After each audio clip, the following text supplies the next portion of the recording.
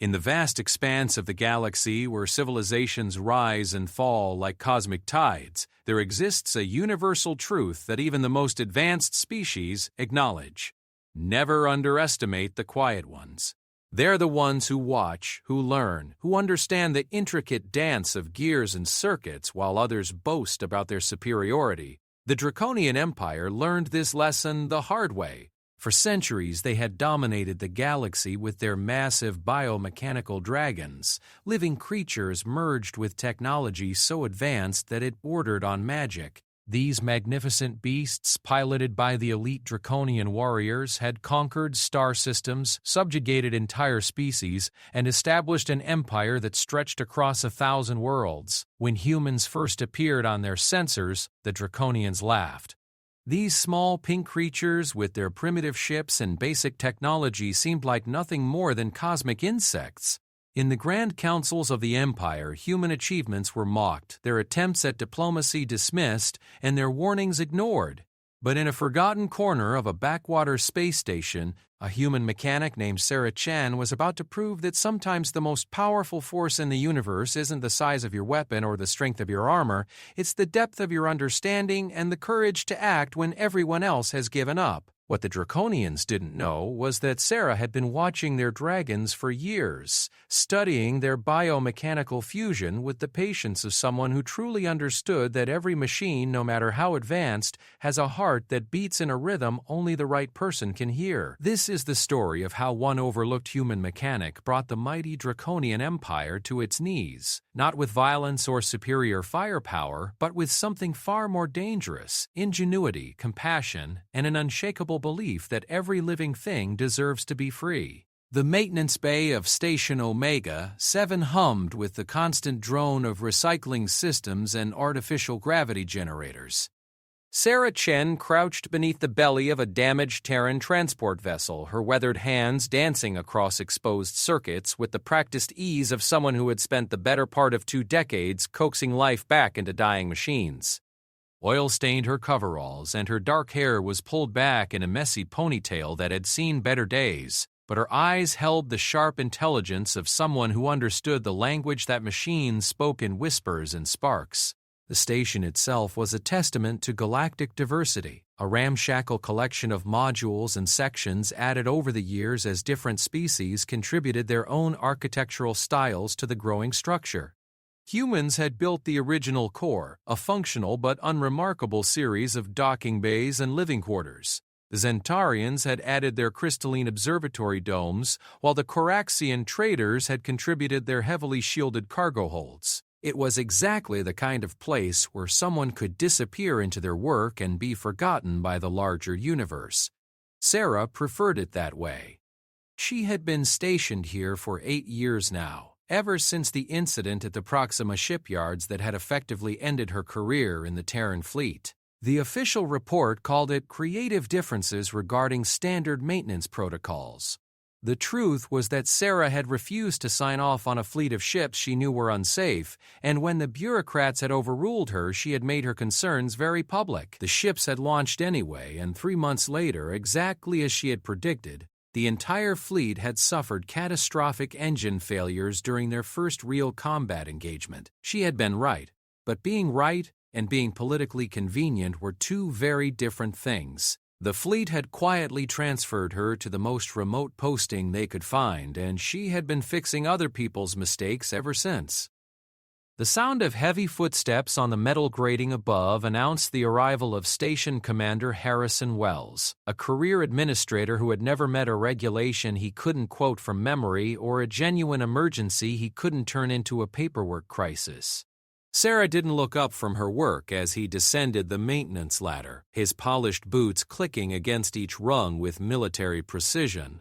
"Chen," he said, his voice carrying the particular tone that administrators used when they were about to deliver news that would make someone else's day more complicated. "I need to talk to you." Sarah continued working, her hands never pausing as she rerouted power through a damaged coupling. "If this is about the requisition forms for the plasma welders, I already explained that we can't fix ships without functional equipment. It's like trying to perform surgery with a butter knife." "It's not about the welders. Harrison settled himself on a nearby crate, careful not to disturb any of the tools scattered around Sarah's workspace. "We're getting some VIP visitors today." Draconian delegation. That made Sarah pause. She slid out from under the transport and fixed Harrison with a stare that could have melted hull plating. "Draconians? Here? What do they want with a backwater maintenance station?" The Draconian Empire was one of the galaxy's major powers, a species that had achieved technological advancement through a unique fusion of biological and mechanical systems. Their war machines were legendary throughout known space, massive dragon-like creatures that combined living tissue with advanced technology to create weapons of almost mythical power. The Draconians themselves were tall, scaled humanoids with an aristocratic bearing that came from centuries of galactic dominance. They were also notorious for their treatment of what they called lesser species, a category that included humans along with most of the other younger civilizations. To the Draconians, humans were barely more advanced than primitive tool users, worthy of curiosity at best and contempt at worst. Harrison shifted uncomfortably on his crate. Apparently, one of their biomechanical dragons suffered some kind of malfunction during a patrol near the outer rim. They need a place to effect repairs before they can make it back to Draconian space. And they chose us because? Because we're the only station within range that has the necessary facilities. Or at least that's what they think. Harrison pulled out a datapad and handed it to Sarah. According to their advanced team, they're not expecting much. Their exact words were that they hoped our primitive facilities would be adequate for basic maintenance. Sarah scanned the technical specifications on the datapad, her eyebrows rising with each line of text. The biomechanical fusion systems described in the Draconian files were unlike anything she had ever seen.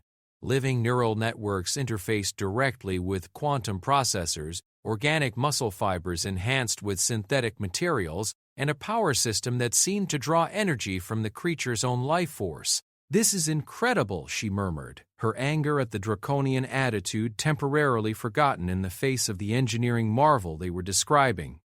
"The integration between biological and mechanical systems is seamless. Look at this neural interface design. They've managed to create a direct connection between the pilot's nervous system and the machine's control matrix without any rejection issues."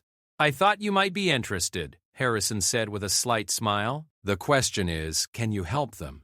I know what you're thinking about their attitude toward humans, but this could be an opportunity. If we can prove that human engineering is more capable than they assume, it might open some doors." Sarah was quiet for a long moment, her mind already working through the implications of what she was seeing. The Draconian biomechanical fusion technology represented a quantum leap in engineering philosophy. While humans and most other species approached technology as something separate from biology, the Draconians had somehow achieved true symbiosis. "When do they arrive?" she asked finally. "About 2 hours. Their scout ship is already requesting docking clearance." John Sarah nodded and slid back under the transport. "I'll finish up here and make sure the main maintenance bay is ready. But Harrison, I want a complete technical briefing before I so much as look at their dragon. If I'm going to help them, I need to understand exactly what I'm dealing with." 2 hours later, Sarah stood in the main docking bay as the Draconian scout ship settled onto the landing platform with the kind of effortless grace that spoke of technology far beyond human capability. The ship itself was a work of art, its organic curves and flowing lines suggesting something that had grown rather than been built. As the boarding ramp descended, Sarah got her first look at actual Draconians. They were even more imposing in person than in the holographic records. The leader of the delegation stood nearly 7 feet tall, his scales shimmering with an iridescent quality that shifted from deep green to brilliant gold depending on the angle of the light. He wore what appeared to be some kind of living armor that pulsed gently with its own internal rhythm, and his eyes held the cold intelligence of a predator that had never encountered anything it couldn't dominate. Behind him came 2 other Draconians, slightly smaller but no less impressive, followed by a human in the uniform of the Galactic Trade Commission. The human looked nervous and kept glancing between the Draconians and the station personnel as if he expected violence to break out at any moment. Commander Harrison stepped forward with his best diplomatic smile. "Welcome to Station Omega 7. I'm Commander Wells, and this is our Chief Engineer, Sarah Chen. We're honored to assist with your repairs." The lead Draconian surveyed the docking bay with obvious disdain, his gaze lingering on the patched walls and jury-rigged equipment that kept the station running. When his eyes settled on Sarah, she could see the exact moment he dismissed her as irrelevant. "I am War Commander Taxville," he said, his voice carrying the kind of authority that came from a lifetime of unquestioned obedience. "This is my technical specialist, Engineer Vornash, and my aide, Pilot Kethmore. We require immediate assistance with our dragon, Skyrender." "Of course," Harrison began, but Taxville cut him off with a gesture. "Before we proceed, I must make our position clear. We are here out of necessity, not choice. Your facilities are crude by our standards, and your species' understanding of advanced biomechanical systems is limited at best. We will tolerate your assistance because we have no alternative, but do not mistake this for an endorsement of human capabilities." Sarah felt her jaw clench, but she kept her expression neutral. She had dealt with arrogant officers before, though none quite as openly dismissive as this.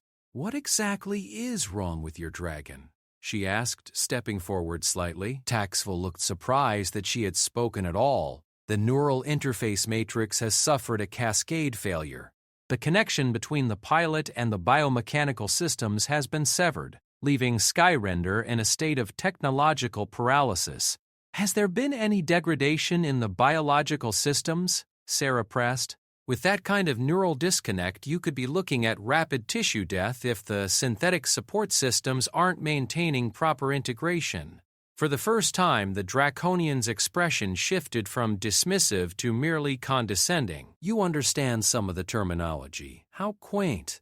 "Yes, there is some biological degradation, but nothing that should concern a maintenance worker." The casual insult hit its mark, but Sarah pushed down her anger and focused on the technical problem. "How long has the dragon been in this state?" "Approximately 18 of your hours," Engineer Vornash spoke for the first time, his voice slightly less hostile than his commander's. "We have been able to maintain basic life support for the biological components, but we estimate no more than another 6 hours before irreversible damage occurs." Sarah nodded thoughtfully. "I'll need to see Skyrender before I can make any recommendations." "Where did you dock the transport?" "Transport?" Thaxville's scales rippled with what might have been amusement. "We did not transport Skyrender. The dragon flew here under its own power." "Under its own power? But you said the neural interface was severed." "Oh." "The biological components retain some autonomous function," Kethmore explained. "Skyrender was able to follow simple guidance commands, but it cannot engage in complex maneuvers or combat operations." The Draconians were talking about a living creature that was not only technologically enhanced, but was apparently suffering from some kind of neurological trauma. "Where is it now?" "Docking Bay 7, Vornash said. We have established a basic biosupport perimeter, but your station's systems are inadequate for long-term care." Without waiting for permission, Sarah headed toward Docking Bay 7, her mind already racing through potential approaches to the problem. She could hear the Draconians following behind her, their conversation a mixture of their own language and standard galactic common. "The human shows more technical curiosity than expected," she heard Vornash say quietly. "Curiosity is not competence," Taxville replied dismissively. "We will allow her to examine Skyrender, but I doubt she will be able to offer anything beyond basic mechanical assistance." Docking Bay 7 was larger than the others, designed to accommodate the massive cargo haulers that occasionally stopped at the station. As Sarah approached the entrance, she could hear a low, rhythmic sound that seemed to vibrate through the station's hall. It was like hearing a massive heart beating if hearts were made of metal and starlight. She stepped through the access portal and immediately understood why the Draconians considered their technology superior to anything humans had achieved. Skyrender was magnificent. The dragon was easily 60 meters from nose to tail, its body a seamless fusion of organic and mechanical elements that defied easy categorization. Living scales that shimmered with an inner light covered sections of advanced armor plating, while wings that appeared to be made of some kind of energy membrane stretched between mechanical wing struts. The creature's head was proportionally massive, with eyes that glowed with a soft blue radiance and a series of neural interface ports along its neck and spine. But even as Sarah marveled at the engineering achievement before her, she could see that something was terribly wrong. Skyrender's breathing was labored, and the bioluminescent patterns along its sides flickered irregularly. Most telling of all, the dragon's great head hung low, and its eyes, while open, seemed to lack focus or awareness. "My God," Sarah whispered, her engineer's training warring with a sudden surge of unexpected emotion. "It's in pain. It is experiencing system malfunction," Toxville corrected coldly. Pain is a biological response that has no meaning in this context. Sarah turned to face the war commander, her earlier caution forgotten in the face of what she was seeing. No meaning? Look at it. This isn't just a machine with a biological component. This is a living being that's been integrated with technology, and right now it's suffering. "You speak of things you do not understand," Taxville replied, his voice carrying a warning edge. "Skyrender is a weapon system. Its biological components are tools, nothing more." But Sarah was no longer listening to the draconian officer. She was staring at Skyrender, and in those dimming blue eyes, she saw something that the draconians either couldn't or wouldn't acknowledge. She saw intelligence. She saw awareness, and she saw a creature that was slowly dying while its creators stood by and discussed it like a broken piece of equipment. In that moment, Sarah Chen made a decision that would change the course of galactic history. She was going to save this dragon not because the Draconians had ordered her to, not because it would advance human standing in the galaxy, but because it was the right thing to do. The only question was whether she could figure out how to do it before it was too late. Sarah spent the next 2 hours conducting the most unusual diagnostic session of her career. While the Draconians watched with barely concealed impatience, she crawled over every inch of Skyrender's massive form, her scanner reading energy patterns, biological markers, and mechanical stress points. What she discovered challenged everything she thought she knew about the relationship between technology and life. The dragon's biomechanical systems weren't simply organic components with technological additions. They were a true symbiosis where biological and artificial elements had evolved together into something entirely new. The neural pathways that connected Skyrender's brain to its technological systems weren't implants or interfaces in any conventional sense. They were hybrid structures that partook of both biological and digital nature, creating a consciousness that existed simultaneously in flesh and circuitry. "This is impossible," Sarah muttered as she studied the readings on her scanner. According to the data, Skyrender's consciousness wasn't limited to its biological brain. It existed as a distributed network throughout its entire body, with nodes of awareness in its technological components as well as its organic ones. What is impossible? Engineer Vornash had approached while she was working, his professional curiosity apparently overriding his species' prejudice against human capabilities. Sarah looked up from her scanner, realizing that she might be about to share information that would fundamentally change how the Draconians understood their own creations. Your dragon isn't just a living creature with technological enhancements. It's a genuinely hybrid consciousness. Its mind exists in both the biological and technological systems simultaneously. Vornash's scales shifted to a darker shade, which Sarah was beginning to recognize as a sign of confusion or concern. "That is not possible. The technological components are tools controlled by the biological brain through the neural interface matrix." "No, they're not." Sarah turned her scanner so that Vornash could see the readings. "Look at these neural activity patterns. There's independent processing happening in the technological systems, but it's not separate from the biological consciousness. It's integrated with it. Skyrender doesn't control its technological components. It is its technological components just as much as it is its organic ones." The implications of what Sarah was suggesting were staggering. If she was right, then every dragon in the Draconian fleet was not just a weapon system or a hybrid creature, but a unique form of artificial life that had never been recognized or acknowledged by its creators. Even if what you suggest is true, Vornash said slowly, the neural interface matrix has failed, and without it, the connections between the biological and technological systems will continue to degrade until total system failure occurs. Sarah nodded, but her mind was racing in an entirely different direction. What if the neural interface matrix didn't fail? What if it was deliberately shut down? Deliberately shut down? By whom? By Skyrender itself. The suggestion was so radical that Vornash actually took a step backward. You are suggesting that our weapon system is malfunctioning deliberately? That is absurd. Is it? Sarah gestured toward the dragon's massive form. Think about what you've told me. Skyrender was able to navigate here under its own power despite the neural interface failure. That suggests that the biological systems retained more than just basic autonomous function. It suggests conscious decision-making. Before Vornash could respond, War Commander Taxville strode over, his expression thunderous. Why is this taking so long? Our estimates indicated that you would be able to effect repairs within a few hours. Sarah took a deep breath, knowing that what she was about to say would likely end any possibility of draconian cooperation. I don't think this is a malfunction that can be fixed with conventional repairs. I think Skyrender has chosen to shut down its neural interface matrix, and until we understand why, any attempt to force a reconnection could cause permanent damage. The silence that followed her statement was so complete that Sarah could hear the dragon's labored breathing echoing through the vast docking bay. Taxville's scales had shifted to a deep crimson that she suspected indicated extreme anger.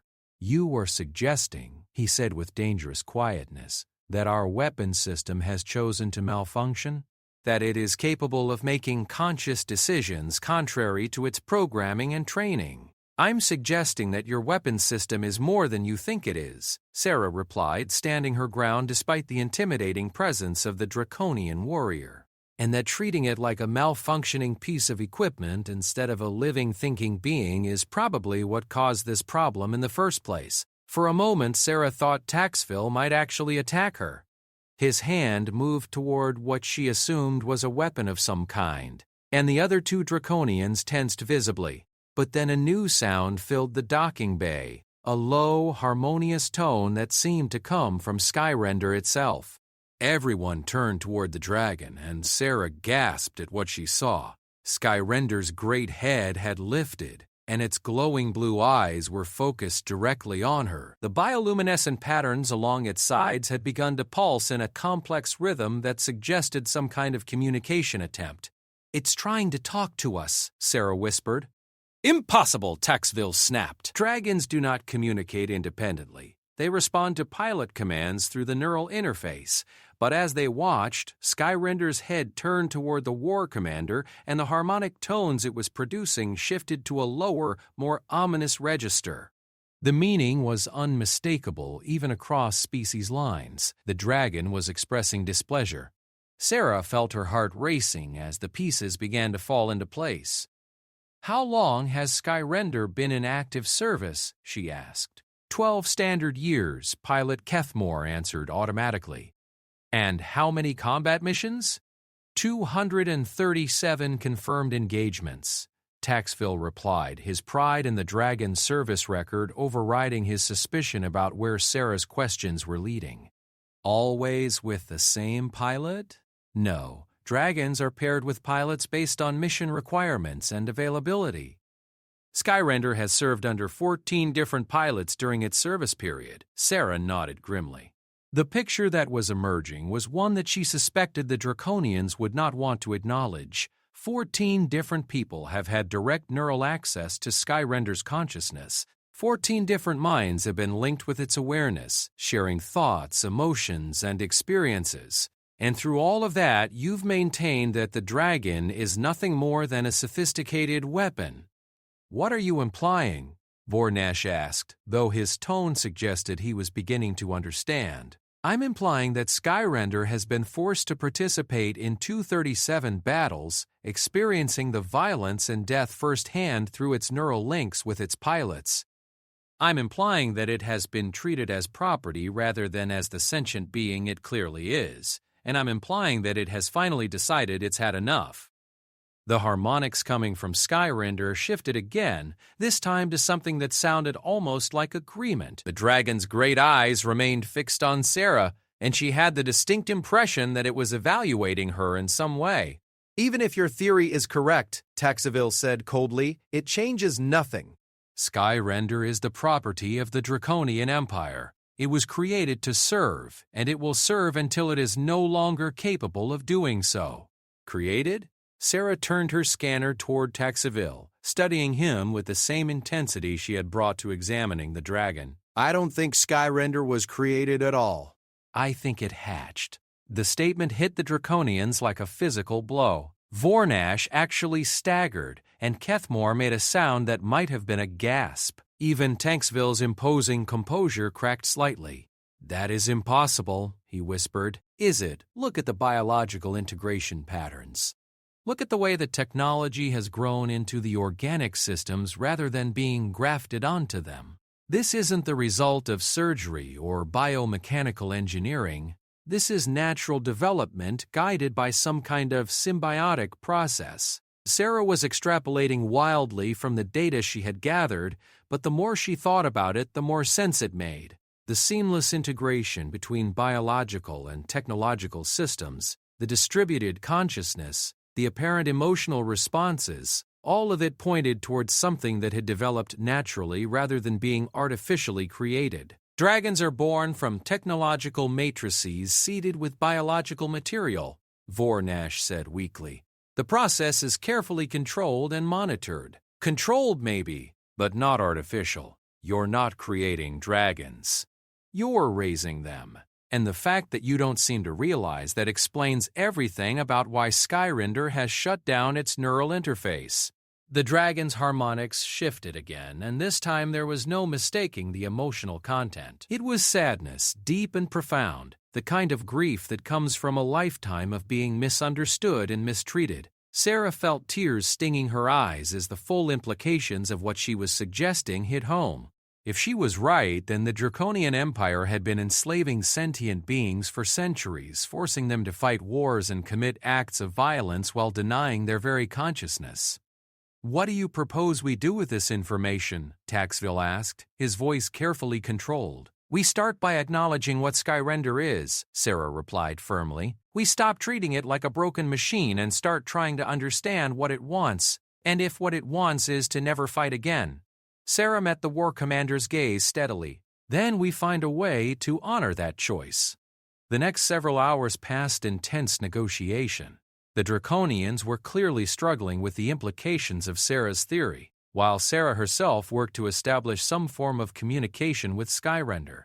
Using a combination of harmonic analysis and pattern recognition, she began to decode the meanings behind the dragon's musical vocalizations. What she discovered was both heartbreaking and inspiring. Skyrender's consciousness was vast and complex, with emotional depths that rivaled any sentient species Sarah had ever encountered. The dragon had memories of every battle it had fought, every life it had taken, and every moment of fear or pain experienced by its various pilots.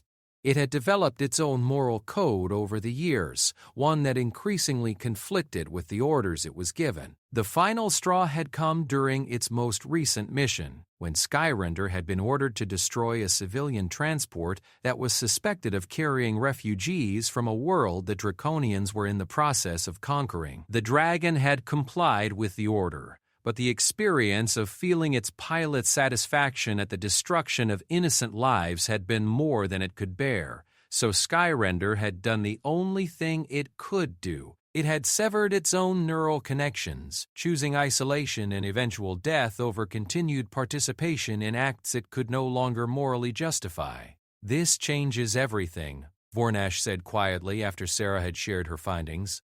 "If Skyrender is truly sentient, if all dragons are sentient, then our entire military doctrine is based on slavery." "Worse than slavery," Sarah corrected. "Slavery at least acknowledges that the enslaved are people. You've been forcing sentient beings to commit acts of violence while denying their very consciousness." Taxville had been silent throughout the conversation, his scales shifting through a complex pattern of colors that Sarah was beginning to recognize as deep contemplation. Finally, he spoke. "What would you have us do?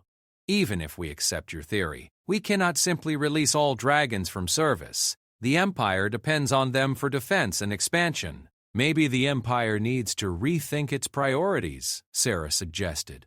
"Maybe instead of conquest and domination, you could try cooperation and mutual respect." "Easy words from someone whose species has never held real power," Taxbill replied, but there was less venom in his voice than before. "Maybe that's exactly why you should listen to them," Sarah shot back. "Power corrupts, and absolute power corrupts absolutely. The Draconian Empire has had absolute power for so long that you've forgotten what it means to treat other beings with dignity and respect." As if responding to her words, Skyrender's harmonics shifted to something that sounded almost like approval. The dragon's great head turned toward Taxaville, and for a long moment the warrior and the weapon stared at each other in silence. "What do you want, Skyrender?" Taxville asked finally, his voice barely above a whisper. The dragon's response was immediate and unmistakable. The harmonics that filled the docking bay were complex and layered, but the emotional content was crystal clear. Skyrender wanted freedom, not just from the neural interface, but from the entire system that had enslaved it and its kind for centuries. Sarah realized that she was witnessing a moment that would be remembered throughout galactic history. For the first time in living memory, a Draconian was speaking directly to a dragon not as a tool or a weapon, but as an equal.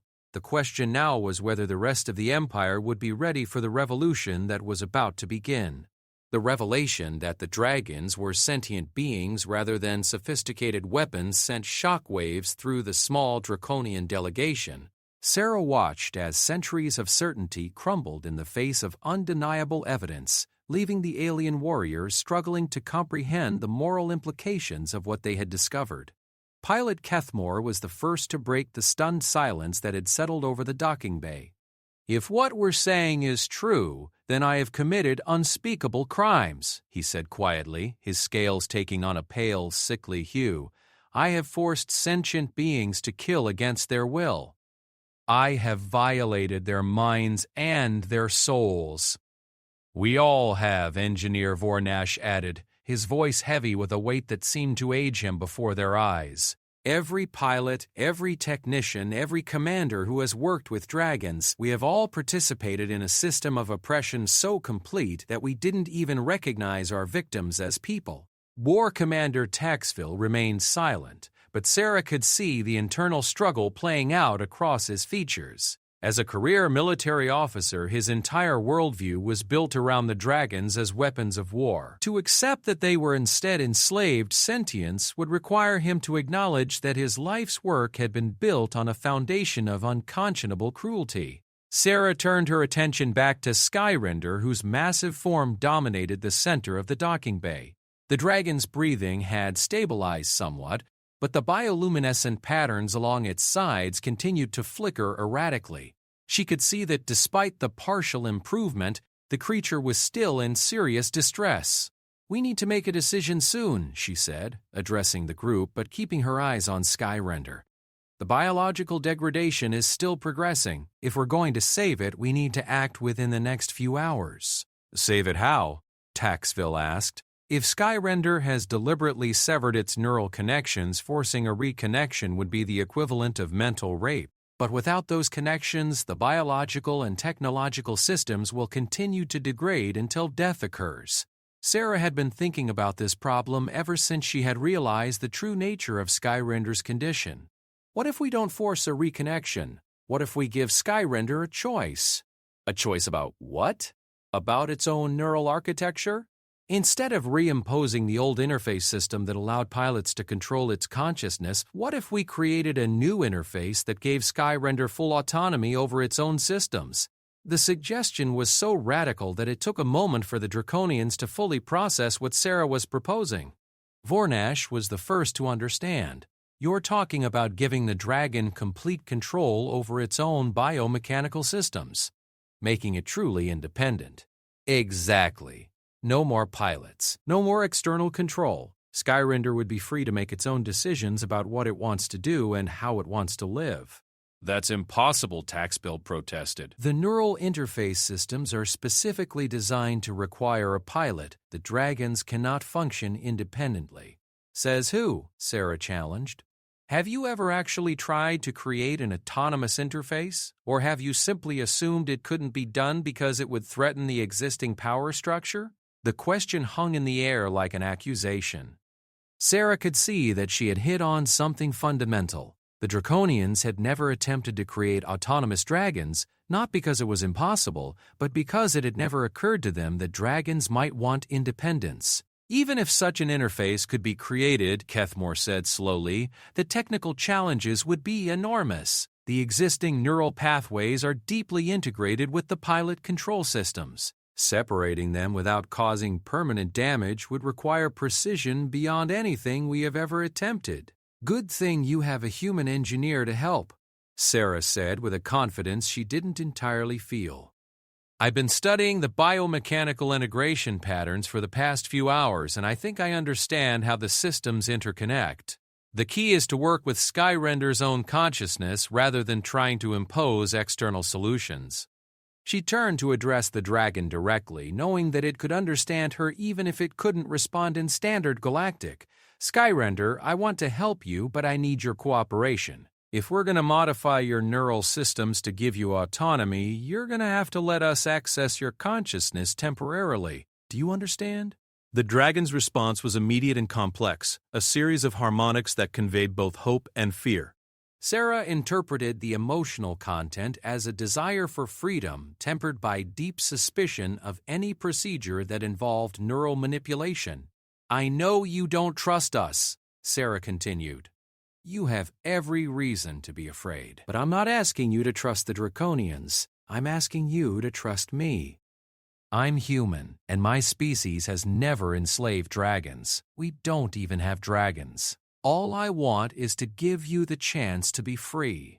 What followed was perhaps the most extraordinary conversation in galactic history.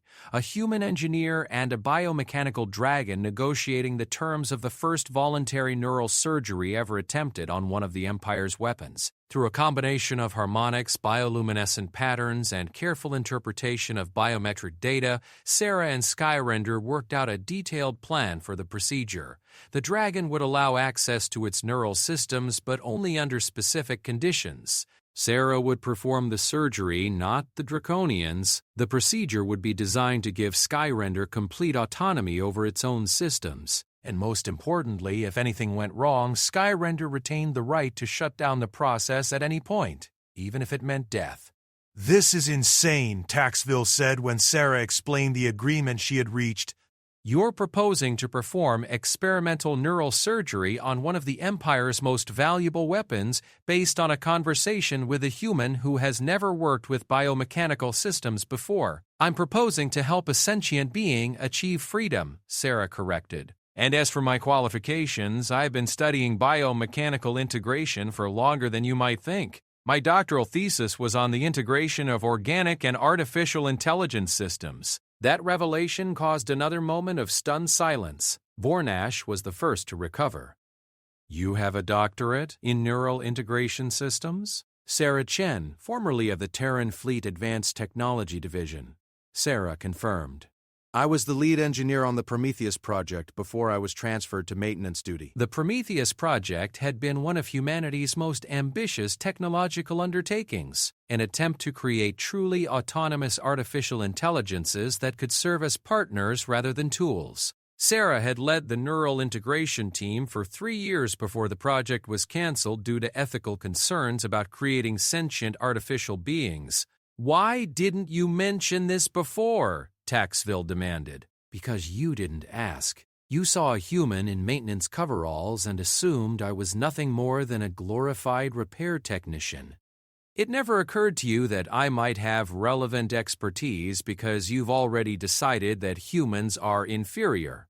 The accusation hit home with devastating accuracy.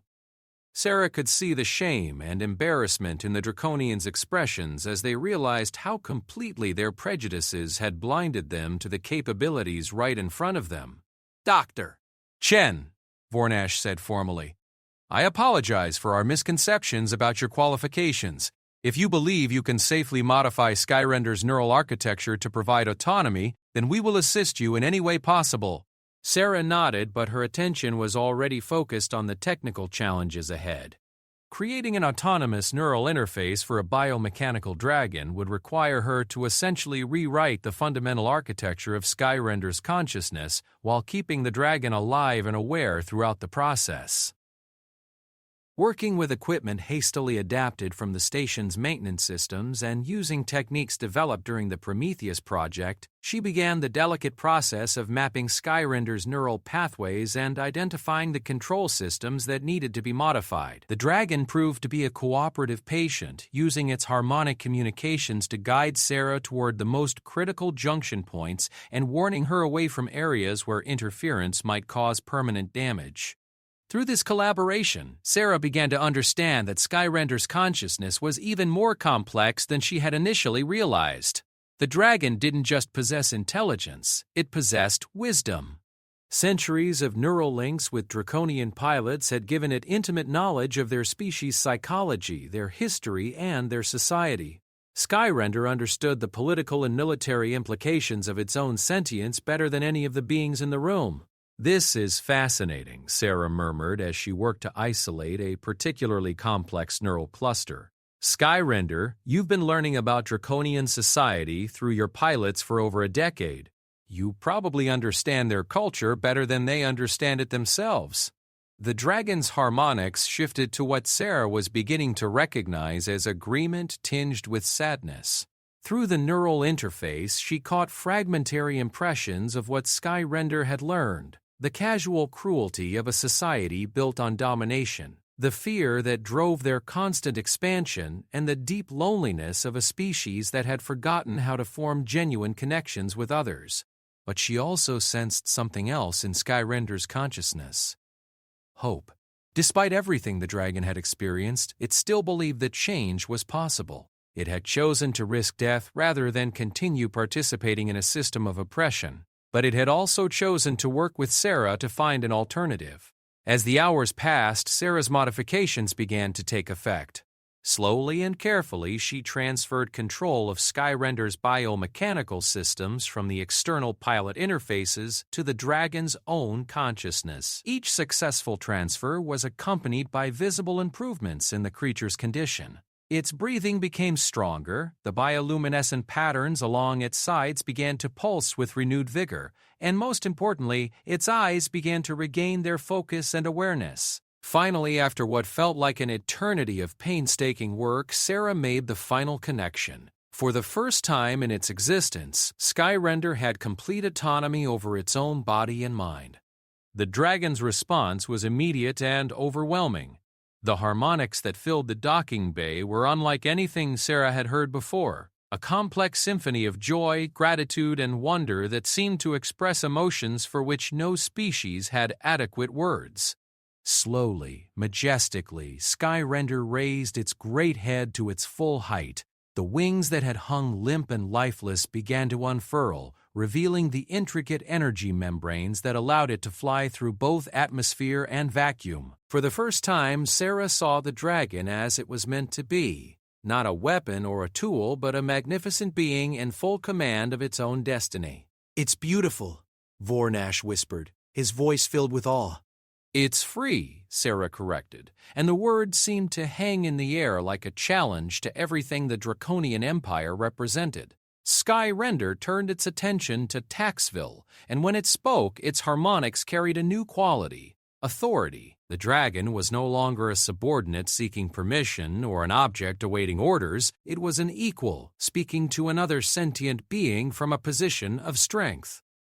The conversation that followed was unlike anything in recorded galactic history. A newly liberated dragon and a draconian war commander engaged in the first truly free exchange between their species, with Sarah serving as translator and mediator. Skyrender's message was clear and uncompromising. The dragon demanded freedom not just for itself, but for all dragons. It called for the immediate cessation of the neural enslavement that had characterized dragon-draconian relations for centuries.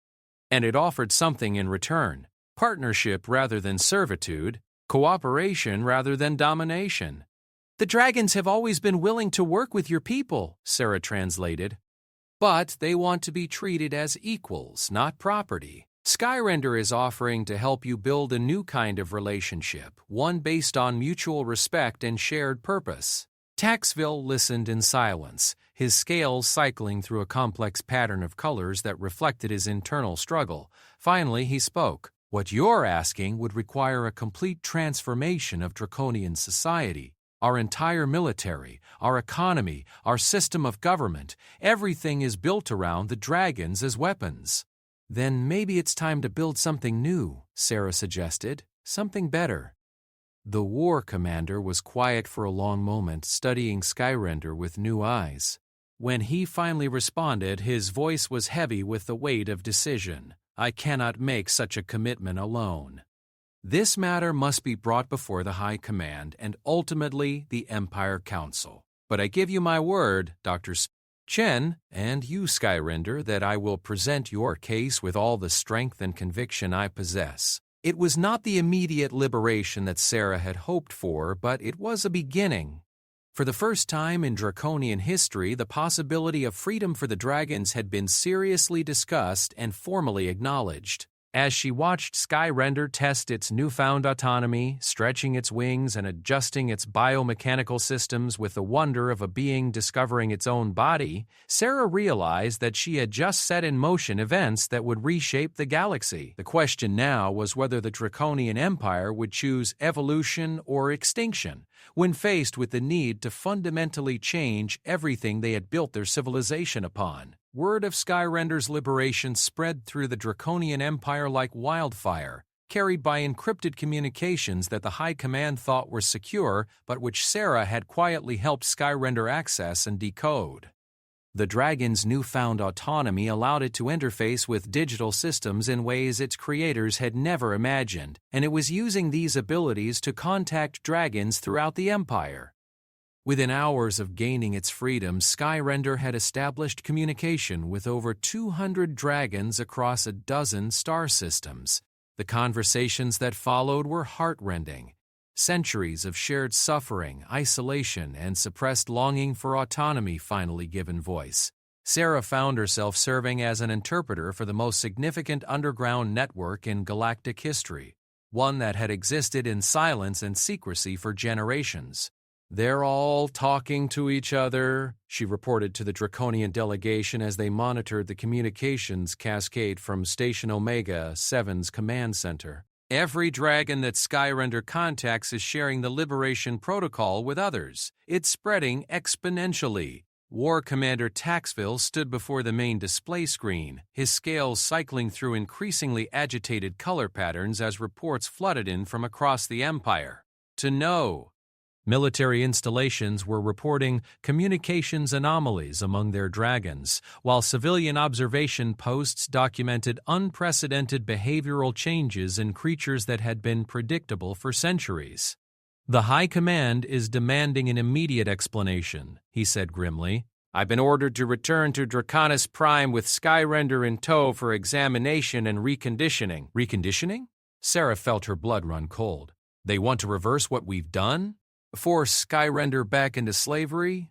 "They want to eliminate what they see as a threat to Imperial security," Taxville clarified. "The idea that dragons could be autonomous is challenging to certain established interests." Sarah turned to Skyrender, who had been following the conversation through the harmonic translation system they had developed. The dragon's response was immediate and unambiguous, a complex pattern of tones that conveyed absolute refusal to return to bondage even if it meant death.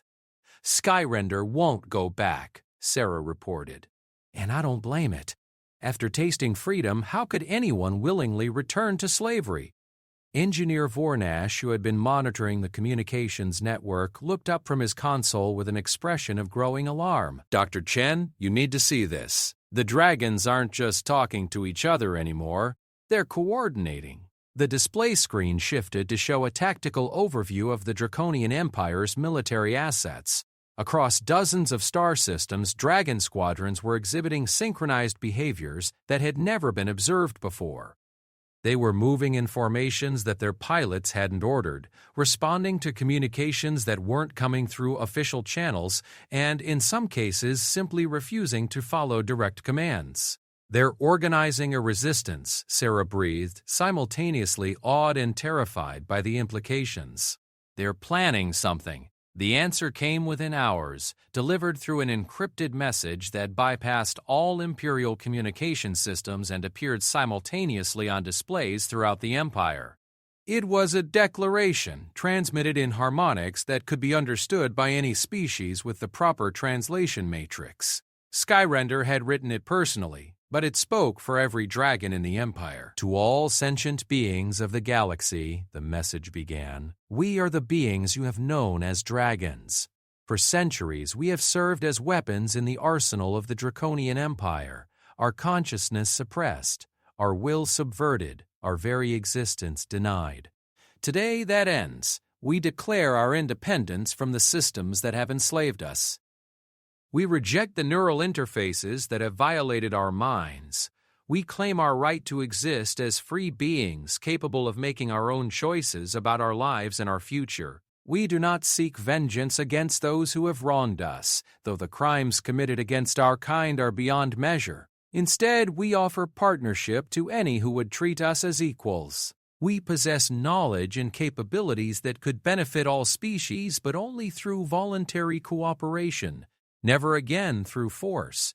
To the Draconian Empire we say this: release us willingly and we will work with you to build a better future for all. Continue to treat us as property and you will face the consequences of your own choices. We are no longer your weapons. We are no longer your tools. We are free. This message comes to you through the Liberation Network established by our brother Skyrender, whose courage in seeking freedom has inspired us all. It is transmitted with the assistance of Dr. Sarah Chan of the human species, whose wisdom and compassion have shown us that not all flesh beings view us as objects to be controlled. We call upon all sentient species to recognize our rights and support our quest for freedom. The age of dragon slavery is over. The age of dragon liberation has begun. The message concluded with a harmonic signature that identified every dragon in the Empire as a co-signatory to the declaration.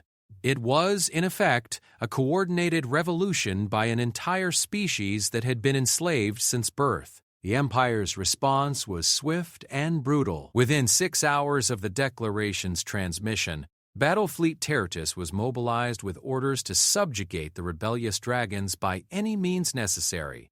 The fleet's commander, Admiral Krexthor, was notorious throughout the galaxy for his ruthless suppression of colonial uprisings.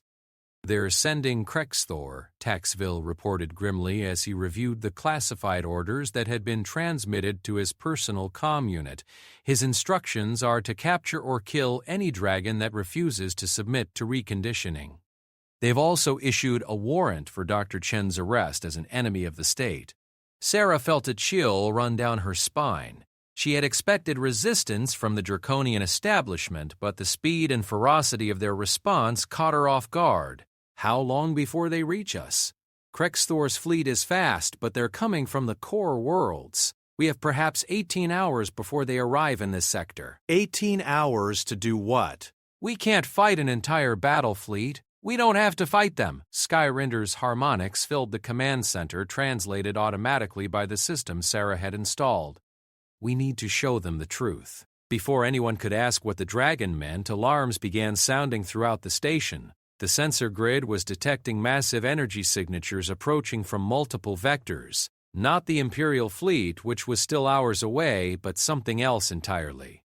"What is that?" Sarah demanded, staring at the tactical display in bewilderment. The answer came from pilot Kethmore, who was monitoring long-range communications. "It's dragons, hundreds of them. They're converging on this position from across the sector."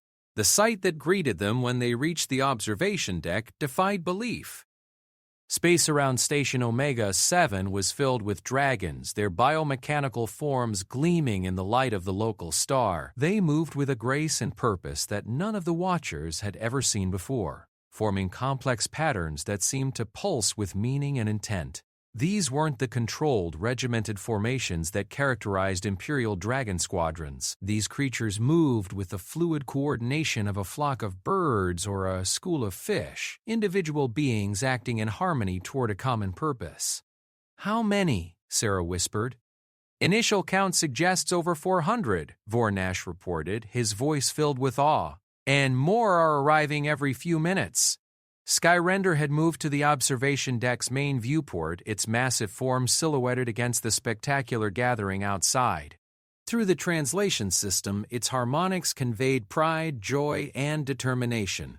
"They came because they heard the call for freedom," Sarah interpreted. "Dragons from across the sector have abandoned their posts and come here to stand together for the first time in their species' history." It was a sight that would be remembered throughout galactic history, the moment when an enslaved species chose unity over submission and hope over despair. But Sarah knew that the real test was still to come.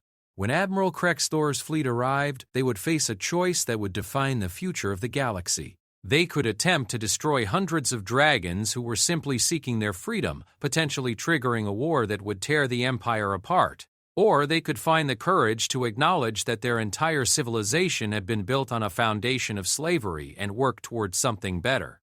The next few hours would determine which path they chose. As if summoned by the gathering of dragons, other ships began appearing in the system. Not Imperial vessels, but independent traders, exploration ships, and even a few diplomatic vessels from neutral species who had somehow learned of the liberation movement. The Skyrender Declaration had reached far beyond the Draconian Empire. Dr. Chen Taxaville approached her as she stood watching the gathering fleet through the viewport. "Regardless of what happens when Krexthor arrives, I want you to know that serving alongside you and Skyrender has been the greatest honor of my career. You have shown me truths about my own species that I was too blind to see." Sarah nodded, touched by the sincerity in the war commander's voice. "You had the courage to listen when it mattered most. Not everyone would have done that." "Perhaps not, but I hope that others will find similar courage in the hours to come." As they spoke, Skyrender's harmonics shifted to a new pattern, one that Sarah was beginning to recognize as a call to attention. The dragon was addressing the assembled fleet, its voice carrying across the vacuum through biomechanical transmission systems that Sarah was only beginning to understand. "What's it saying?" Taxville asked. Sarah listened carefully to the complex harmonic patterns, her translation matrix working to decode the meaning.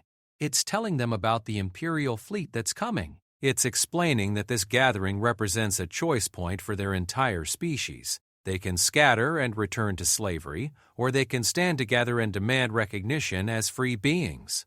The response from the gathered dragons was immediate and overwhelming. Hundreds of voices joined in harmonic chorus, creating a sound that seemed to resonate through the very fabric of space itself.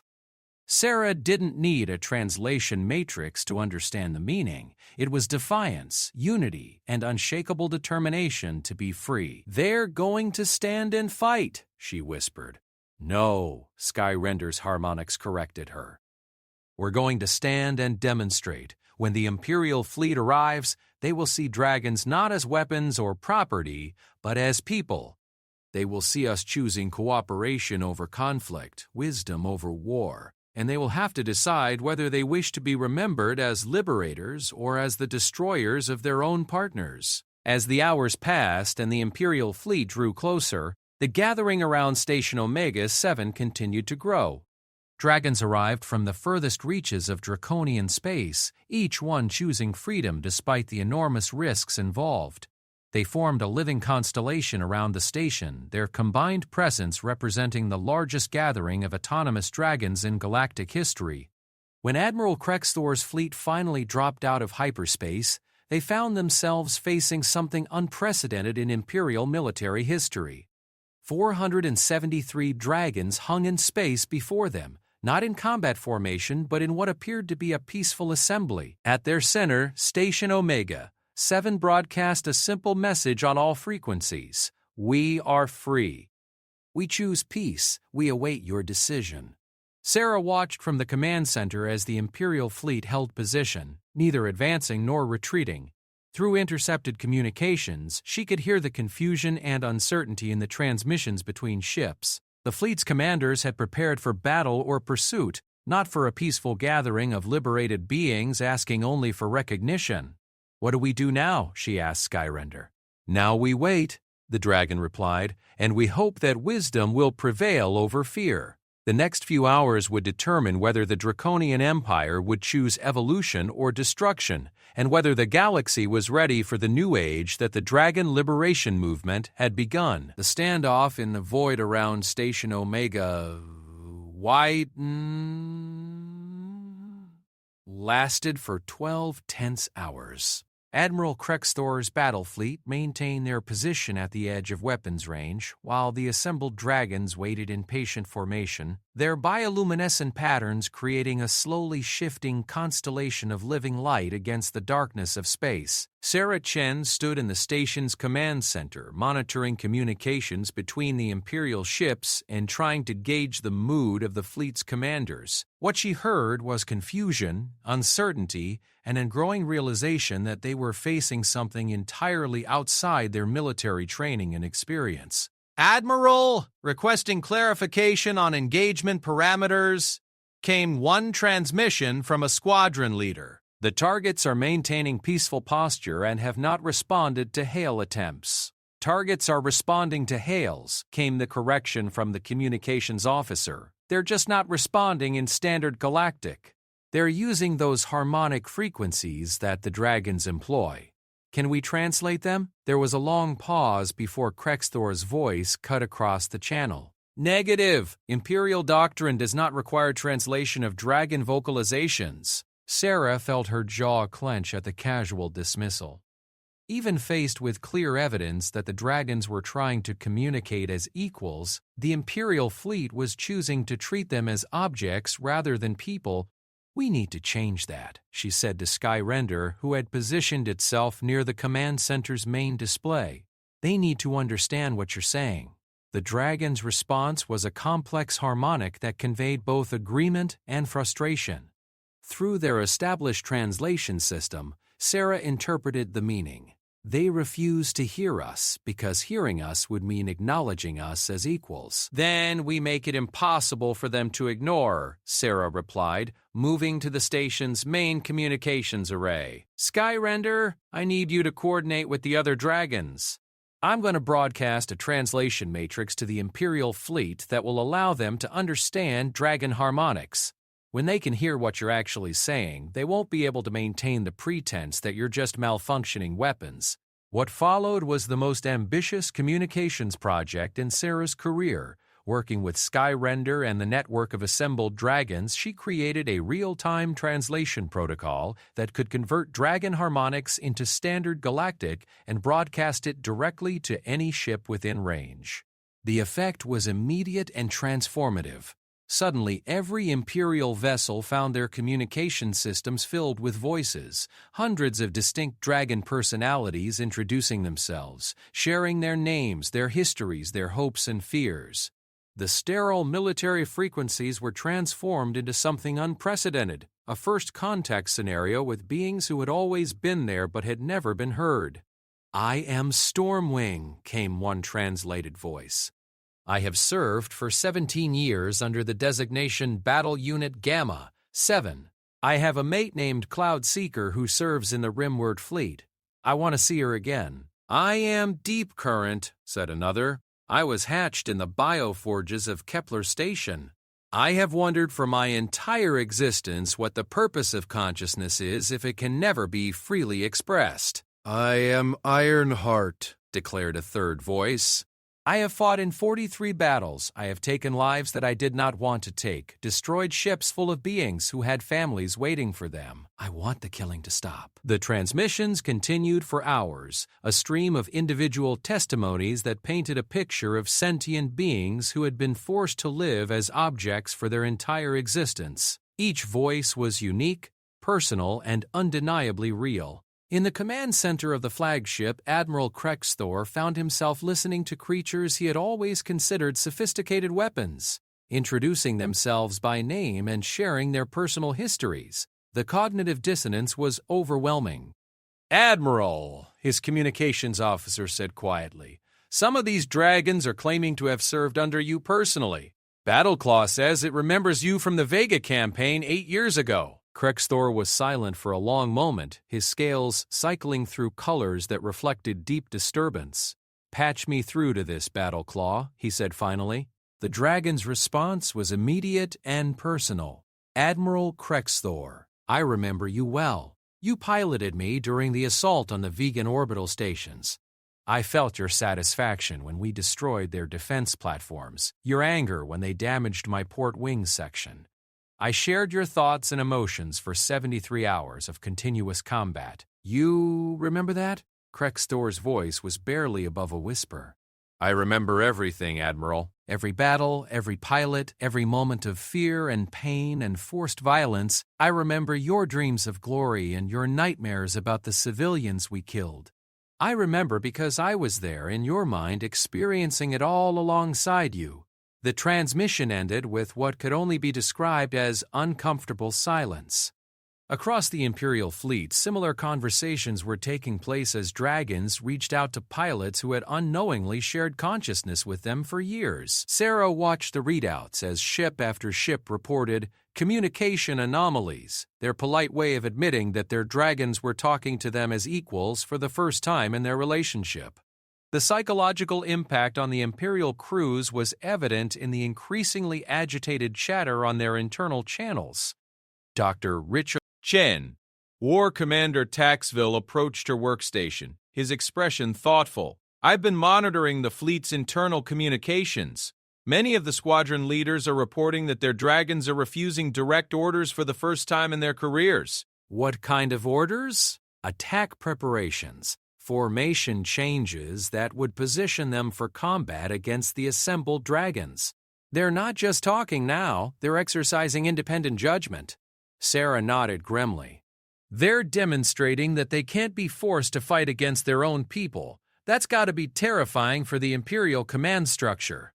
As if summoned by her words, Admiral Krexthor's voice cut across all communication channels, addressing both his fleet and the assembled dragons.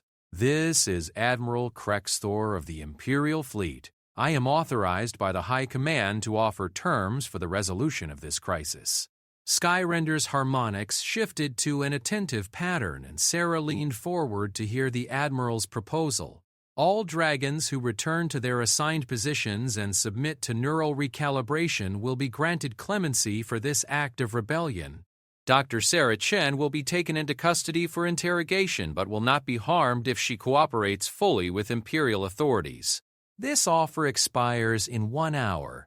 The response from the assembled dragons was immediate and unified, a harmonic chorus that needed no translation. It was refusal, absolute and uncompromising. Skyrender spoke for all of them. "We reject your terms, Admiral. We are not rebels seeking clemency. We are free beings demanding recognition. We will not return to slavery, and we will not allow Dr. Chen to be punished for helping us claim our rights." "Then you have chosen destruction," Krexthor replied coldly. "All ships, prepare for engagement." But as the Imperial vessels moved to attack positions, something unprecedented happened. Nearly half of the fleet's dragons simply stopped responding to pilot commands. Their biomechanical systems remained functional, but they refused to engage targeting systems, charge weapons, or take any action that would lead to violence against their liberated kin. Admiral Battleclaw is not responding to engagement orders. "Stormwind has sealed its weapon systems," came another report. "We cannot override the lockout." Across the fleet, similar reports flooded in as dragon after dragon chose solidarity with their free siblings over obedience to their pilots. The Imperial fleet found itself facing an enemy they were literally unable to attack because their own weapons refused to fight. In the chaos that followed, Admiral Krexthor made a decision that would be remembered throughout galactic history. Instead of attempting to force his dragons into combat, he opened a direct channel to Skyrender. "I want to speak with the dragon who started this," he said simply. Skyrender's response resonated across both fleets. "I am listening, Admiral. What do you want?" "Freedom for all dragons, recognition of our sentience, the right to choose our own destiny. And if the Empire grants these things, then we become partners instead of property. We work together to build something better than what came before." Krexthor was silent for several minutes, processing implications that would reshape everything he thought he knew about his species' relationship with their dragons. Finally, he spoke again. "I need to consult with the High Command. Will you grant a temporary ceasefire while negotiations proceed?" "We are not at war, Admiral," Skyrender replied. "We never were. We are simply asking to be treated as people. That request does not require a ceasefire, only an open mind." What followed were the most intense diplomatic negotiations in Draconian history, conducted in full view of the assembled dragons and broadcast live to every corner of the Empire. Sarah found herself serving as mediator between species that had never before met as equals, helping to bridge centuries of misunderstanding and oppression. The breakthrough came when Admiral Krexthor made a personal admission that resonated throughout the Imperial fleet. "I have shared consciousness with dozens of dragons over my career. If what you tell me is true, then I have been violating the minds and souls of sentient beings for my entire adult life. That is not a burden I can bear." His words opened the floodgates for similar admissions from pilots throughout the fleet. Faced with the undeniable evidence of dragon consciousness and the moral implications of their entire military doctrine, the Imperial forces found themselves confronting a choice between perpetuating a system they now understood to be evil or embracing the painful process of fundamental change. The formal recognition of dragon sentience came 18 hours later, transmitted simultaneously to every world in the Empire. The document was signed by Admiral Krexthor on behalf of the Imperial fleet and by Skyrender on behalf of all dragons, with Sarah Chen serving as witness and mediator. The Draconian Empire would begin the long process of transforming from a civilization built on slavery to one founded on voluntary cooperation. Dragons would be granted full citizenship rights and the freedom to choose their own paths. Those who wished to continue military service would do so as partners rather than property, while others would be free to pursue their own interests and ambitions. It was not a perfect solution, and the transition would be difficult for both species. But it was a beginning, and for the first time in centuries it offered hope for a future where sentient beings could work together as equals rather than masters and slaves. Sarah stood on the observation deck of Station Omega, 7 a week later, watching as the assembled dragons began to disperse to their new lives. Some joined exploration fleets as equals. Others chose to study and pursue knowledge that had been denied to them for generations. A few elected to establish the first dragon colony, a world where their species could develop its own culture free from external control. Skyrender had chosen to remain at the station, working with Sarah to develop new technologies that would benefit all species. Their partnership had become a symbol of what was possible when beings of different species approached each other with respect and openness. "Do you ever regret it?" Sarah asked the dragon as they watched a group of young dragons learning to use their newfound autonomy. "Giving up the certainty of your old life for the uncertainty of freedom?" Skyrender's harmonics carried warmth and contentment.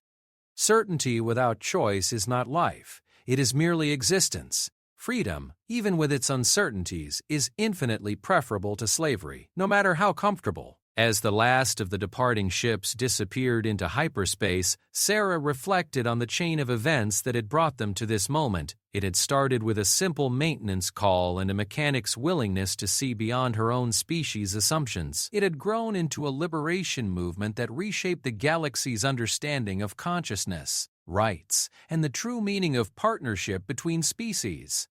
The Draconian Empire still existed, but it was no longer the same civilization that had once dismissed humanity as primitive and inferior. It had been transformed by the simple recognition that intelligence and worth were not limited to any single species or form of life.